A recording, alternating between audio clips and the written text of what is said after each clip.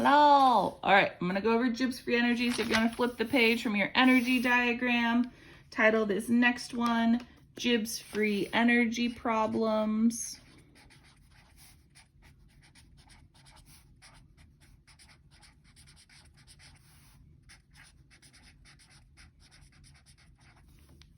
Beautiful. So let's kind of just write down our rules that we learned in our last diagram. If we calculate the Gibbs free energy of a chemical equation and we find that that Gibbs free energy is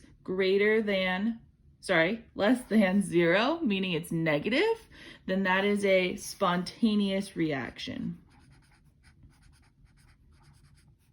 When we say a reaction is spontaneous, we mean that it is going to happen naturally with a really small input of energy, that activation energy. So it's still going to require energy to run. It's just going to be a smaller or less amount than if it was a non-spontaneous reaction. Spontaneous reactions are exergonic, meaning they have a release of delta G. That's why their free energy is negative, because they're removing energy from that reaction or from that system. If you calculate the Gibbs free energy and you find that it is greater than 0 or that it's positive, then we categorize that as a non-spontaneous reaction. Meaning that it's endergonic, because you need to add, not only do you have to get activation energy, but you also need to add in whatever amount of energy needs to be added into the actual product, right? So we had one glucose molecule here, we added delta G, that's negative, so we released energy. These are products that get exhaled, and then that free energy that was released, we're gonna use to build ATP. And you can build a lot of ATP molecules from a single glucose. So this amount of delta G that was released will be enough energy to create like 36 to 38 ATP through cell respiration, but that's not super efficient. I think it actually makes like 70 something ATPs if it was 100% transfer of energy. But remember, we constantly lose energy as heat. So we aren't super efficient when creating ATP just because we lose a lot of energy as thermal. So your equation for figuring out the Gibbs free energy of different chemical equations is delta G equals delta H minus T delta S. And I think a lot of these variables you heard or remember from chem, which is nice, but we'll go over them. So delta G, this stands for the Gibbs free energy.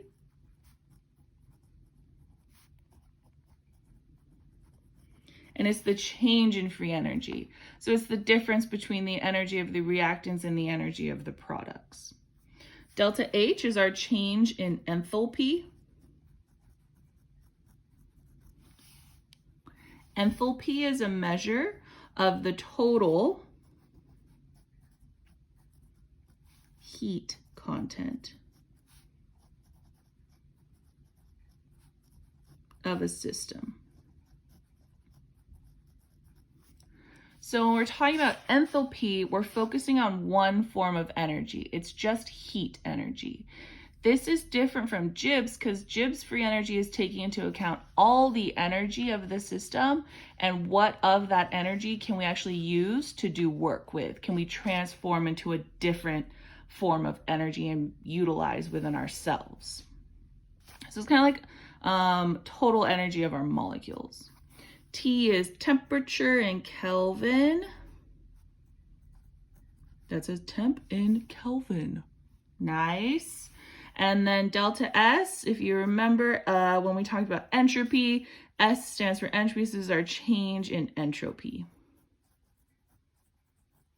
Entropy is a measure of disorder.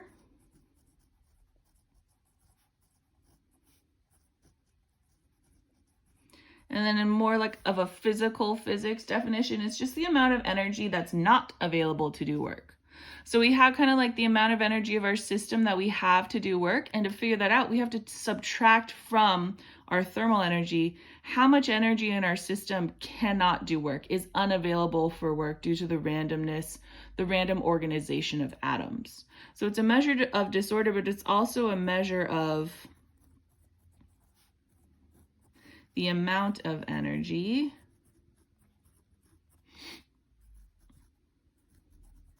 unavailable to do work.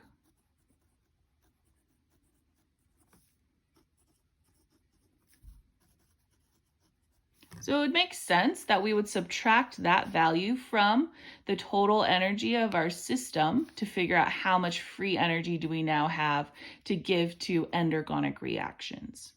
Okay, so when we talk about units for these measurements, delta G will always be in calories, lowercase calories, or kilojoules, so lowercase kilojoules. Same thing with enthalpy. We measure it as calories or we measure it as kilojoules. So these are different measures of energy.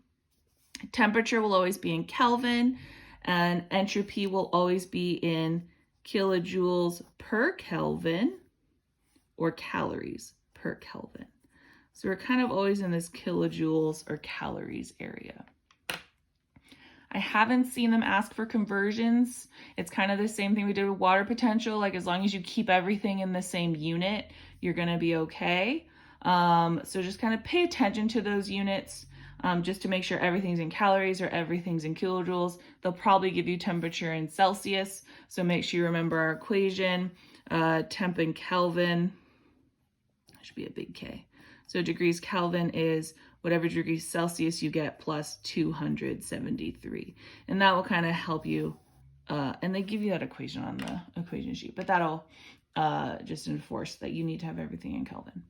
Okay, so when you do these problems, they're probably going to give you every single variable except for delta G, and you're solving for delta G, and it might ask, is this equation spontaneous or non-spontaneous? And you just follow our rules. So if your delta G is negative, that's a spontaneous reaction, so there's a net release of energy. If your delta G is positive, it's a non-spontaneous reaction, so you have a net input of energy. There's some caveats, so we're going to make a little table down here. Yeah, have a little bit of space above and below. I did not do that. That's okay. We're just going to make 4 squares. Beautiful.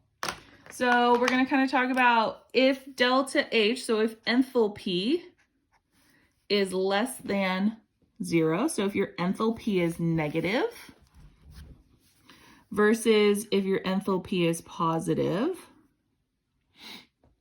comparing that with or combining it with if your entropy is positive and if your entropy is negative. So depending on what conditions you have, so I have an enthalpy that's less than 0, I have an entropy that's greater than 0, what can that tell me about my reaction? We can kind of categorize and just figure out based on the patterns of numbers if a reaction is spontaneous or non-spontaneous. And it really all depends on temperature, because I can change these values and I can skew them, and that can kind of tell me if I'm going to have a more positive number, right? More positive, or a more negative number if this one goes up.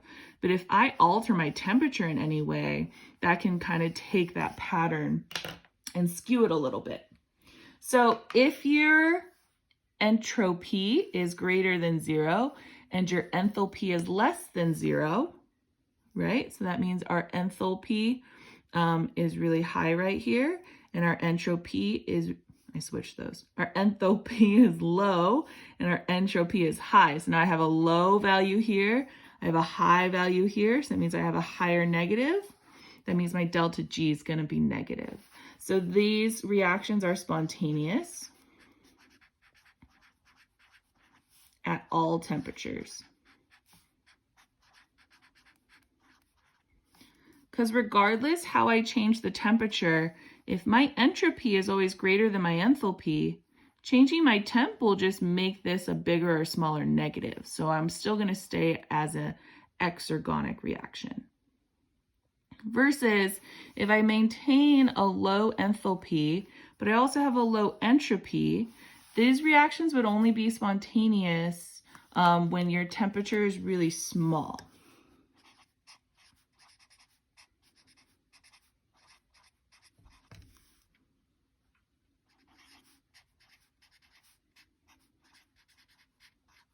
So at low temperatures, this could yield a spontaneous reaction, maintaining that delta G is negative over this value here.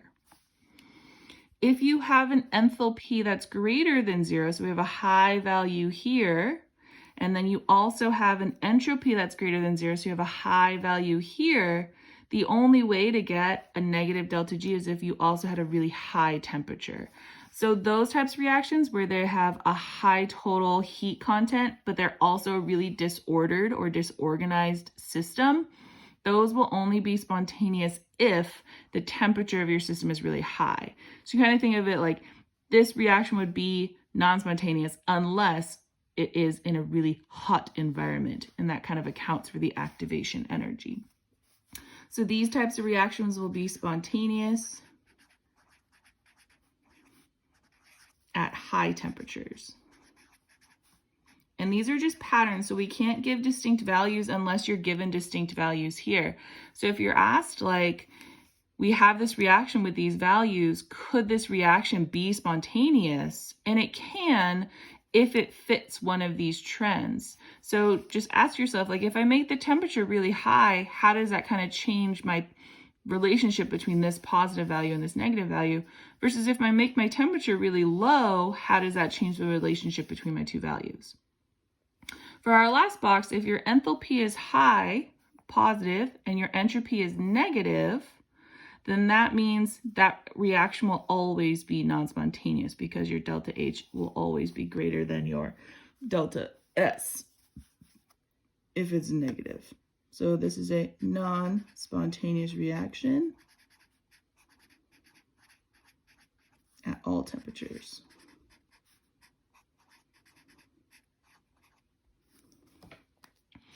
So those are kind of like caveats to our questions, okay? So just because like your enthalpy is high and your entropy is high does not necessarily mean it's spontaneous, because if it's not at a high enough temperature, then that would make this a non-spontaneous reaction. So these two could be non-spontaneous. They just depend on the temperature. So if we had a higher temp here, it'd be non-spontaneous. If you had a lower temp here, it would be non-spontaneous. So these are the two that can kind of switch from spontaneous to non-spontaneous depending on temperature. These two will not switch if you have these relationships here. Cool. I'm going to put some practice problems on Classroom, so I would like you to attempt those.